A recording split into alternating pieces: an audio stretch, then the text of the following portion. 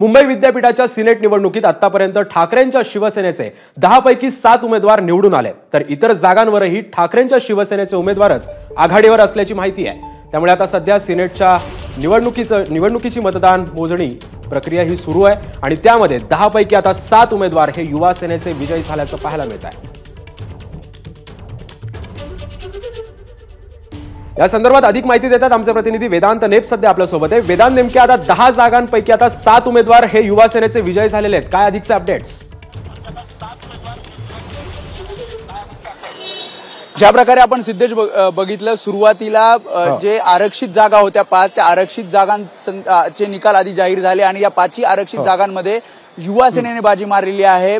5000पेक्षा जास्त मतं घेऊन 5 उमेदवार युवा सेनेचे विजयी झाले आणि त्यानंतर खुल्या प्रवर्गातील आता निकाल यायला सुरुवात झाली आहे, ज्यामध्ये प्रदीप सावंत यांना 1338 मतं मिळाली आहेत। म्हणजे तो कोटा 1100चा होता तो पूर्ण केला आहे, म्हणजे हा 6वा विजय। आणि त्यासोबतच मिलिंद साटम यांना 1246 मतं मिळाली आहेत, म्हणजे हा युवा सेनेचा 7वा विजय आहे। इतर 3 ज्या खुल्या प्रवर्गातील जागा आहेत त्यांची मतमोजणी जी सुरू आहे, पसंती क्रमांकानुसार ही मतमोजणी केली जाते आणि या 3 जागांवर युवा सेना आघाडीवर असल्याचं कळतंय। आपल्यासोबत धनराज कोचाडे आहेत, ज्यांचा थोड्या वेळापूर्वीच विजय झालेला आहे। भरघोस मतांनी विजय झाला। सावरा यांच्या भगिनी यांचा तुम्ही पराभव केलेला आहे। कशा प्रकारे आता मतमोजणी सुरू आहे? जे ओपन जे प्रवर्गातले जे उमेदवार आहे त्यांची याच्यानुसार काय म्हणतात त्याला पसंती क्रमांकानुसार त्यांची वोटिंग असते।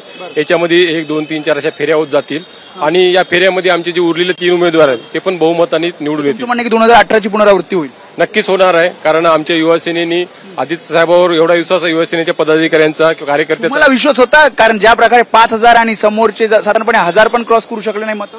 नाही होता, कारण आम्ही जे आमच्या पदाधिकारी नोंदणी केलेली होती, जे युथपर्यंत पोहोचलेले होते, पदवीधरांपर्यंत पोहोचलेले होते, त्याच्यामुळे आम्हाला माहित होतं की आमचा डेटा किती आहे आणि किती पदवीधर आमच्या पाठीशी आम्हाला माहित होतं। सरकारने, हायकोर्टने, या विद्यापीठाने त्याच्यात खूप इंटरफेअर केलाय, पण शेवट वर्किंग डे मध्ये असताना सुद्धा इलेक्शन घेऊन मोठा प्रतिसाद आम्हाला याच्यात मिळालेला आहे। त्यामुळे आता 3 जागांवर नेमका कोणाचा विजय होतो, आबा विप किंवा इतर किंवा मग युवा सेना, हे थोड्याच वेळात आपल्याला कळणार आहे। आणि युवा सेनेनी तयारी आपण बघतो कशा प्रकारे केली आहे, कारण युवा सेनेचे पदाधिकारी असतील हे तिथे जमायला सुरुवात झाली आहे, शिवसेनेचे पदाधिकारी इथे जमायला सुरुवात झाली आहे आणि सेलिब्रेशन आपल्याला काही वेळातच इथे आपल्याला पाहायला मिळेल।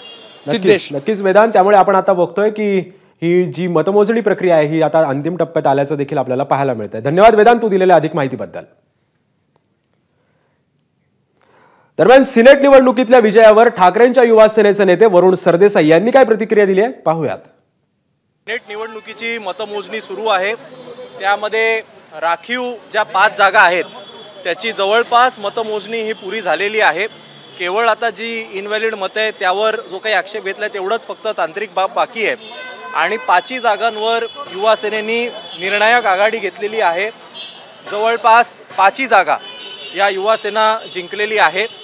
यानंतर खुल्या गटाची मतमोजणी सुरू होईल, त्यामुळे अर्ध्या तासामध्ये मुंबई विद्यापीठ या जवळपास सगळ्या 5 जागांचा निकाल जाहीर करेल।